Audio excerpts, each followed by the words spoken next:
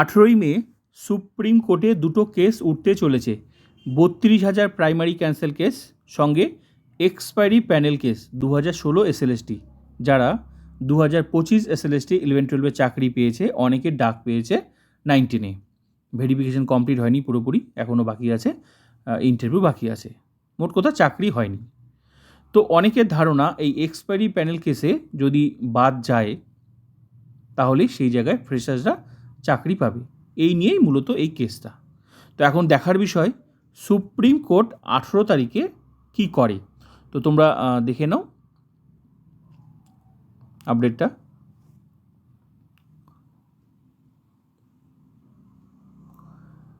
আঠেরো 5/2026 জাস্টিস সঞ্জয় কুমার বেঞ্চে, serial number 59।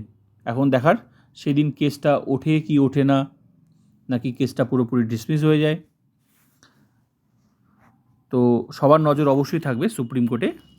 আর এদিকে এই দিনই 18 তারিখে কিন্তু প্রাইমারিও কিন্তু কেস উঠতে চলেছে 32,000 প্রাইমারি। তাহলে কি 32,000 প্রাইমারি ক্যান্সেল হয়ে যাবে 32,000 প্রাইমারি চাকরি? আবার এদিকে মানে এক্সপায়ারি প্যানেলে কতজন বাদ যেতে পারে সেটা কিন্তু সঠিক কেউ বলতে পারছে না। এবার সত্যি কি বাদ যাবে, আইন কি বলছে? তো তোমাদের মতামত তোমরা অবশ্যই কমেন্ট করে জানাতে পারো, কিন্তু আমি যেটুকু বুঝি সেটা আমি অবশ্যই বলবো। আমার মনে হয় না কেউ বাদ যাবে। কেন?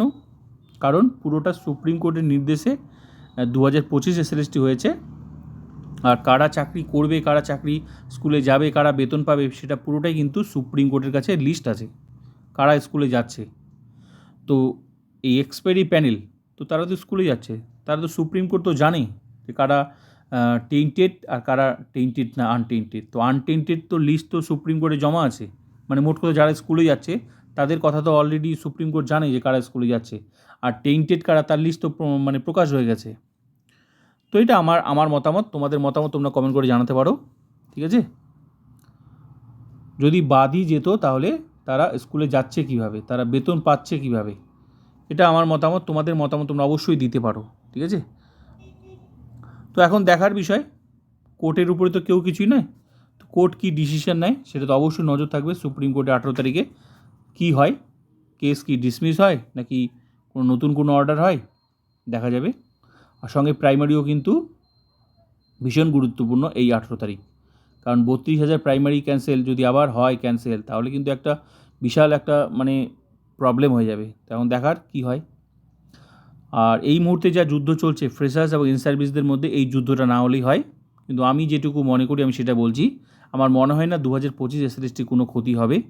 তবে যারা 19 ডাক পেয়েছো তোমাদের প্রস্তুতি তোমরা চালিয়ে দাও, খুব তাড়াতাড়ি কিন্তু মানে তোমার প্রসেস শুরু হয়ে যাবে এই মাসের শেষের দিকে, ঠিক আছে? সম্ভাবনা রয়েছে প্রবল, আর কেসের মধ্যেই চলবে। তবে আমি আমার দিক থেকে বলছি, আমার মনে হয় না কোনো সমস্যা হবে, ঠিক আছে? বাকিটা সময় কথা বলবে। তোমাদের মতামত তোমরা কমেন্ট করে জানাতে পারো।